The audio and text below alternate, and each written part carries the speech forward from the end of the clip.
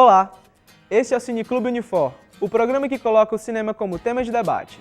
E no programa de hoje vamos debater o filme Morangos Silvestres, do célebre diretor sueco Ingmar Bergman, referência no cinema internacional, principalmente pela sua direção que sempre aborda a natureza da vida moderna. Em Morangos Silvestres, um professor de medicina revista vários momentos marcantes do seu passado durante uma viagem de carro à sua antiga universidade. Enquanto evoca memórias do seu passado, ele se sente culpado e ressentido ao recordar as decepções e desilusões que viveu.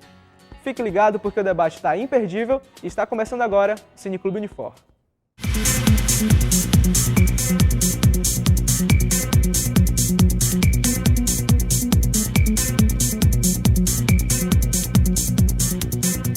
Então estamos iniciando mais um Cineclube Unifor. O programa Cineclube é uma atividade de extensão universitária. A gente está aqui na sala da videoteca.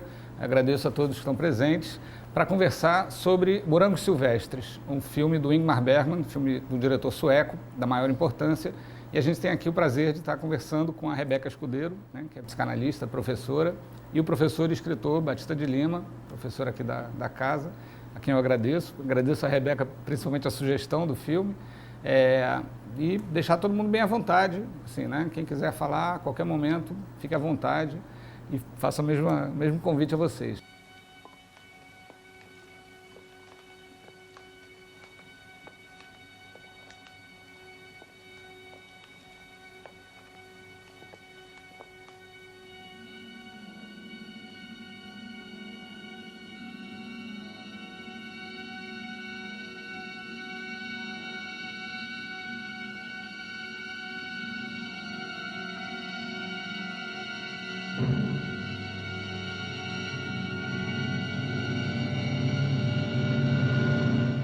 Agradecer o convite, Márcio.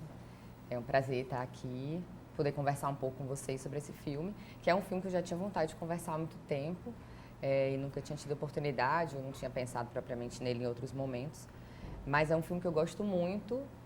Foi o primeiro filme do Bergman que eu assisti, então foi o primeiro contato e eu me lembro que eu era bem nova, assim, e fiquei muito, tomada pela forma como ele constrói a narrativa, por ser preto e branco, porque eu achava muito interessante essa coisa do filme preto e branco, e não conhecia o diretor, né? Foi uma coisa assim bem aleatória, e aí tive esse contato, me apaixonei, aluguei vários outros filmes do Bergman, comecei assistindo assim, enfileirados, vários filmes dele, e aí é isso, assim, me veio a lembrança desse filme, que foi o primeiro contato com ele, e eu resolvi propor esse filme pra gente conversar. Para vocês também terem a oportunidade de verem esse filme. Eu acho que geralmente o pessoal mais novo, né, que vem, e aí eu acho que é uma oportunidade legal, porque a gente acaba se afastando muito dos diretores mais clássicos, né, vai sendo mais tomado pelo que está sendo produzido agora, que tem muita coisa interessante sendo produzida, mas eu gosto muito dos clássicos, então eu quis compartilhar. A professora falou a respeito como ela entrou em contato com o Bergman. Eu também entrei em contato na época em que havia o cinema de arte do Diogo, e a gente ia no sábado de manhã, os universitários, e ficava, às vezes chegava uma hora antes para discutir o filme, antes de ver o filme, né? Era cheio de gente sabida, né?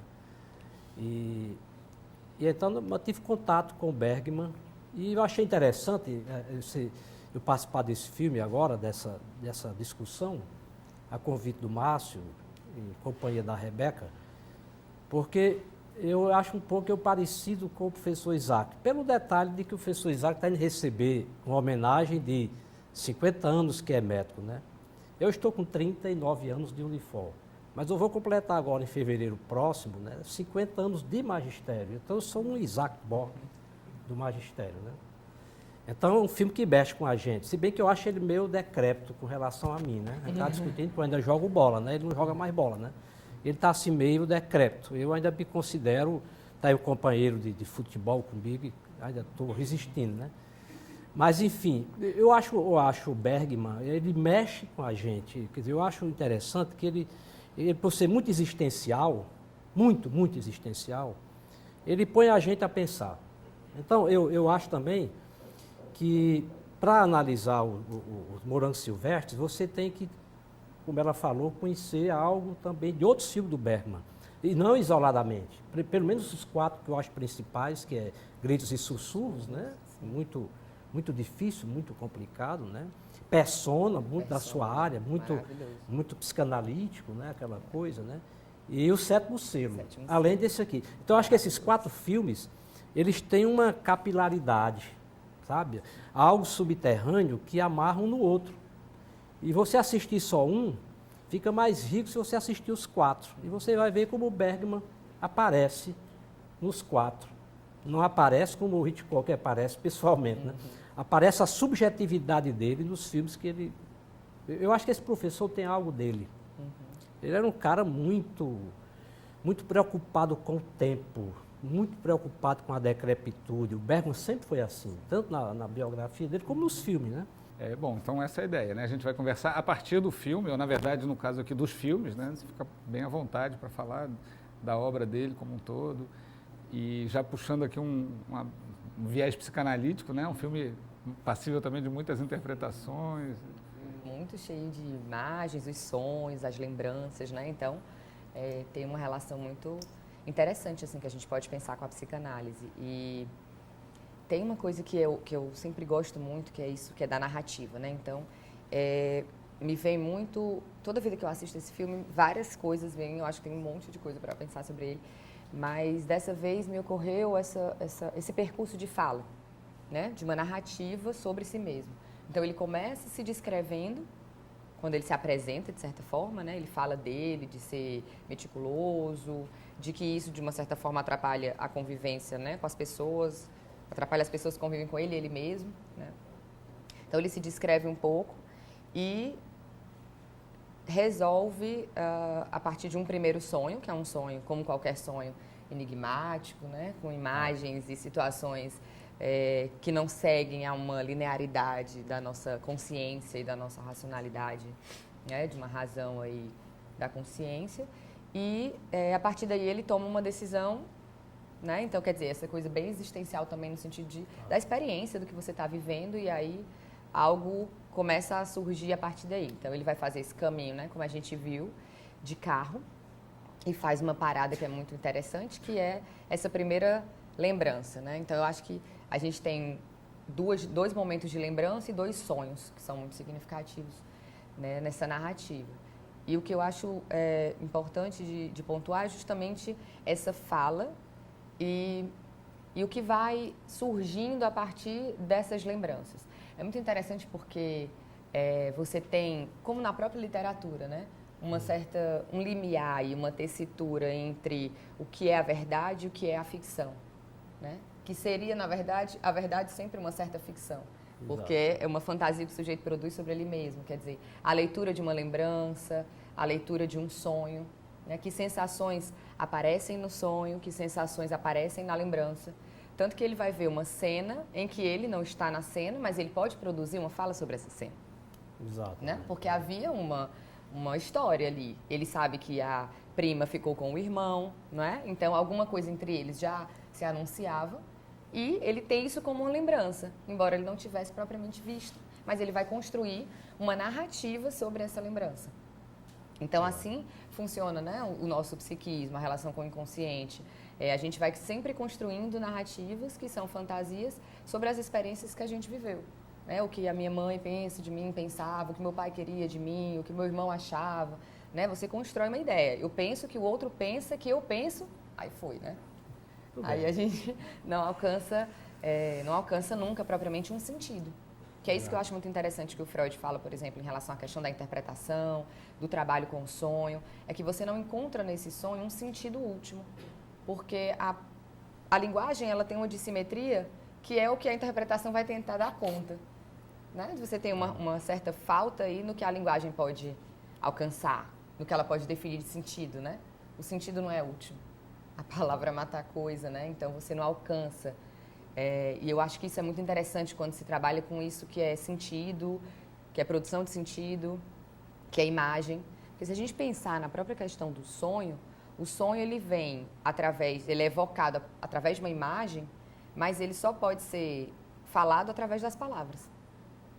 Exato. O interessante nele, no Bergman, é que cada filme dele, ele joga alguns símbolos, algumas coisas. Por exemplo, o relógio que aparece sem ponteiros aí nesse filme, vocês veem que tem um relógio sem ponteiros, né? Quer dizer, é muito simbólico com relação ao tempo. Porque na idade que ele está, o que é que o sustenta? Dá uma sustentabilidade para ele resistir, eu diria, ao efêmero da existência. É a memória. Quer dizer, a memória é exatamente uma maneira de segurar o tempo, porque o tempo é muito corrosivo. E todos os filmes do Bergman têm uma corrosão do tempo. É como se o tempo estivesse ali roendo as pessoas, né? Você vê que todo o tempo há uma deterioração isso é existencial. Ele viveu uma época, a época do Bergman é a época do auge do existencialismo, né? Quer dizer, do Sartre, o próprio Kierkegaard, né? Soren Kierkegaard, que é o máximo o conceito de ironia, aquela coisa, quer dizer, eu vou segurar o tempo ironizando o tempo, eu vou segurar o tempo apelando para a memória. E aí houve muito questionamento na época, e ainda hoje, sobre a questão da memória, que a memória é exatamente o combustível que faz com que o idoso se sustente e caminhe, vá em frente. Quer dizer, e principalmente na infância. Você vê que ele citou lá a questão da infância, né? Principalmente as lembranças da infância. E as lembranças também da beleza. A primeira forma, quer dizer, como é que nasceu a memória, segundo alguns teóricos, né? Foi com o sepultamento do corpo. Porque quando as pessoas viam o corpo sendo decomposto, né, o corpo em decomposição, aquela imagem do corpo em decomposição, que não era uma imagem bonita, aquilo ficava na memória. Então, o que eles fizeram? Na hora que a pessoa morre, eu tenho uma imagem do corpo inteiro, do corpo belo, ou com alguma beleza ainda, vamos então enterrar esse corpo para que essa imagem bela fique na minha memória. É tanto que hoje, por exemplo, você vê que as funerárias, elas tratam o cadáver, você vai olhar no caixão morto, está belo. Uma tia minha morreu um dia desse, ela ficou belíssima. Eu digo, não pode ser minha tia, né? Com batom, ela nunca usou batom. Muito. A morte lhe caiu muito bem. Ela ficou muito bela. Quase que fotografava para guardar aquela imagem bela. Agora imagine o contrário, se tivesse ficado o corpo exposto aos abutres, ou apodrecendo. Então, a memória, ela tem muito a ver com o sepultamento, com a morte. Está entendendo? A gente tem que guardar a imagem bela. E eu acho que ele leva aqueles jovens dentro do carro, aquilo é muito característico. Aqueles jovens vão porque aquilo ali é uma memória também daquele momento. Eu queria só trazer o título do filme, né, que é muito simbólico, essa ideia dos morangos, porque é quando ele encontra os morangos que abre o portal, né? De alguma maneira ele entra nas memórias da infância, que já não é mais a infância, na verdade. Que é algo sueco, né? O morango silvestre é lá, porque aqui ninguém tem morango silvestre. Nosso morango aqui é um morango de cativeiro, né? Não há no Brasil, que eu saiba, morango silvestre. Mas na Suécia, a terra dele, aparecem morangos no mato, assim como aqui aparecem cajus. O nosso caju aqui, que você vai de um mato e encontra um cajueiro botando caju. Então, você não encontra isso com relação ao morango. O morango aqui é plantado, cultivado direitinho. Mas na Suécia, não. O morango nasce. E o papel do morango me lembrou muito a Madeleine do Proust, né? Essa ideia de que é um portal para o passado, né? A partir daquela experiência, na verdade, ele está voltando para a cidade para ser homenageado, né?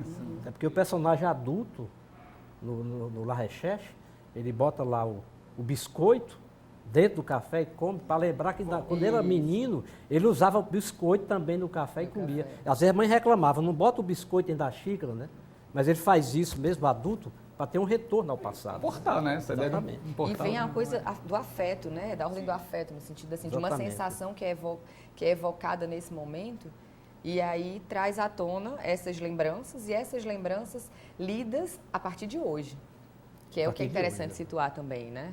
Por exemplo, essa coisa, quando eu penso a partir, né, do trabalho da análise propriamente, a análise ela é uma atualização desse passado. Não é o passado por ele mesmo, né, mas como você fala sobre o passado hoje. Né, e ele no contexto em que ele estava. De repente ele para pensar sobre esse passado. Inclusive sobre a forma como ele se relaciona com as pessoas. Né, isso vai aparecendo aos poucos, que é muito interessante, porque é feito de uma maneira que não é piegas, né? que ele é genial. Então, a forma como isso vai, no detalhe, sutilmente, como se caindo numa ficha para ele, né?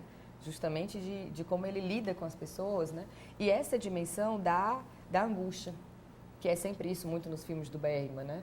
Essa coisa do sofrimento, quando você estava falando dessa coisa do tempo, né?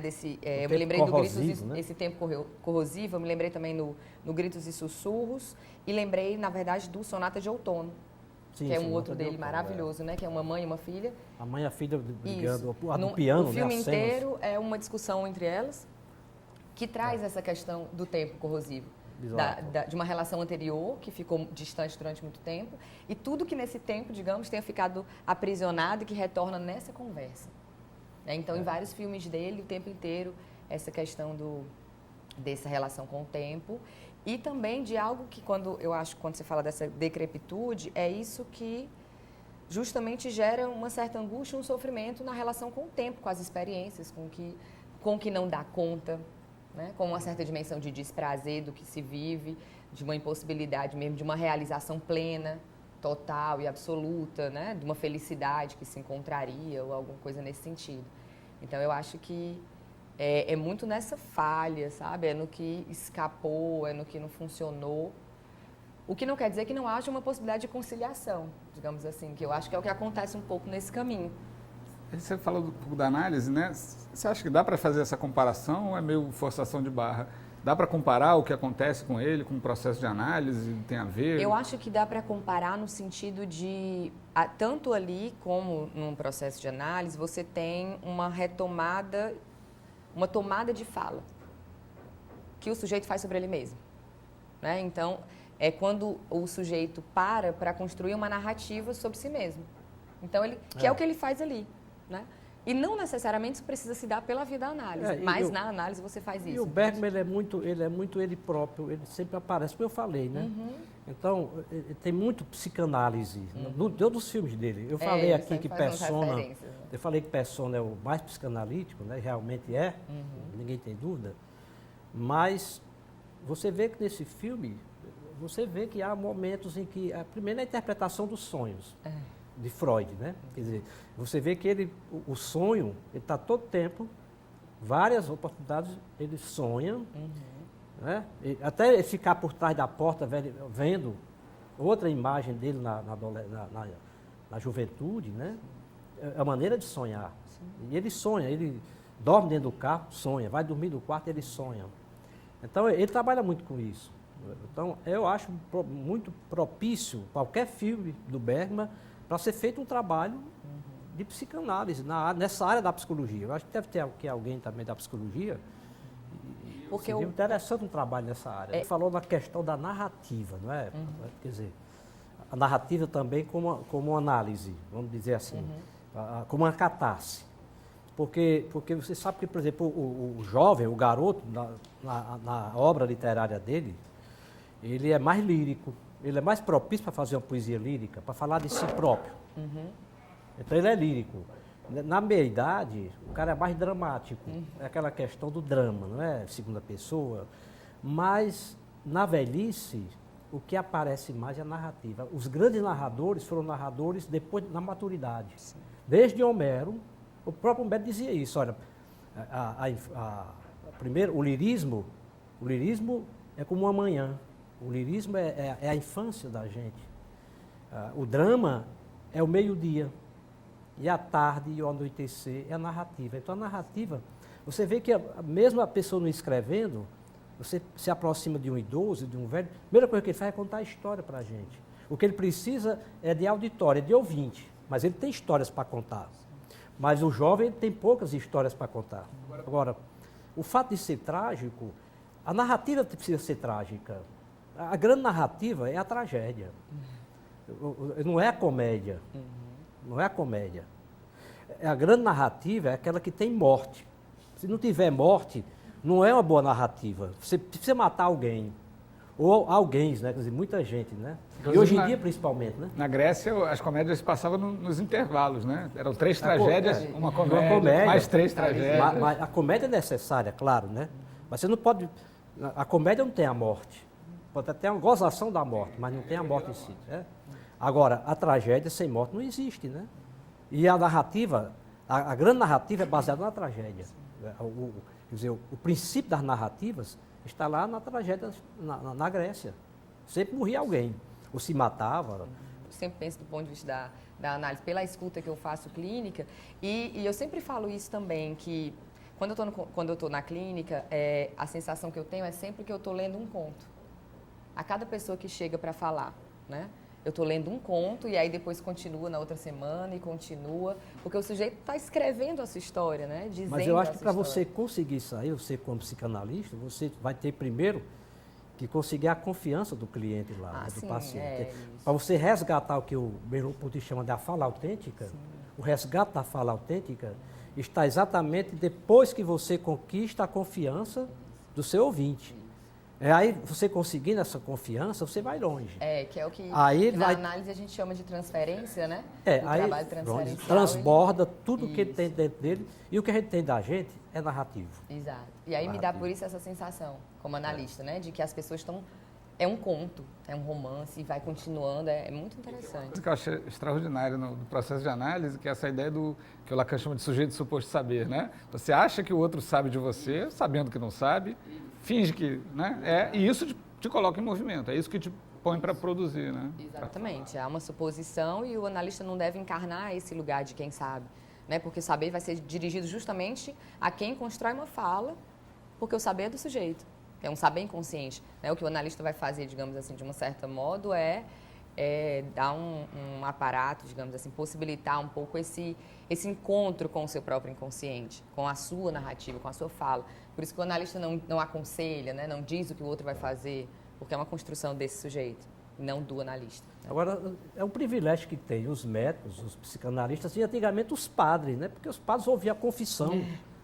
Olha, havia terapia ali, né? Os padres ficavam ouvindo do confessionário, que acabou-se isso, né? Então, eles ouviam pecados. O pecado é narrativa, né? Sim. E os psicanalistas, tenho amigos meus que fazem análise, que são psicanalistas, né? E psiquiatras, e são excelentes escritores. O meu amigo Ayrton Monte tinha histórias, né? Ayrton Monte, que era um psiquiatra, histórias, e o conto dele era uma experiência de análise que ele tinha feito com alguém.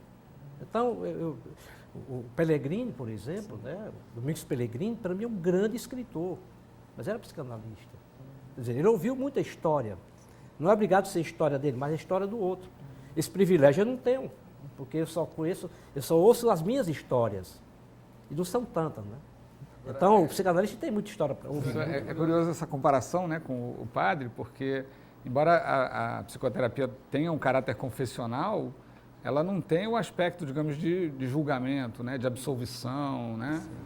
Que é o que faz um certo corte importante, né, nessa escuta, justamente. Tirar esse julgamento. Por que o protagonista nunca aparece ele jovem, só aparece ele mais velho? É o meu questionamento, se tem alguma coisa a ver com psicanálise também. Eu acho que me vem essa questão justamente de uma narrativa que se constrói do sujeito no seu presente e a lembrança, né, essa referência a uma lembrança, ela fica mais visível o sujeito estando como ele está, né, eu acho, porque isso vai demarcar justamente a relação com esse tempo. Né? Então, ele, inclusive, nisso que me parece que ele vive, né, numa angústia diante desse tempo que passou, diz que ele vive agora. Então, ele, como ele está, se remetendo a esse tempo, porque, de fato, existe uma sensação, uma carga de afeto muito forte do que foi, digamos assim, vivido, mas a leitura é hoje. É você que lê isso do que aconteceu. Não é impossível, digamos assim, se voltar à experiência por ela mesma, ao que Freud chamaria do traço mnemônico propriamente, da experiência como ela foi representada quando vivida. Mas você fala sobre ela hoje. Então, eu acho que fica bem interessante isso. Eu não sei por que ele propriamente, como ele pensou para fazer isso, né? Mas eu acho que fica interessante essa relação com o tempo, né? O fato também de que o diretor, quer dizer, o próprio Bergman, é um cara que me parece que já nasceu velho.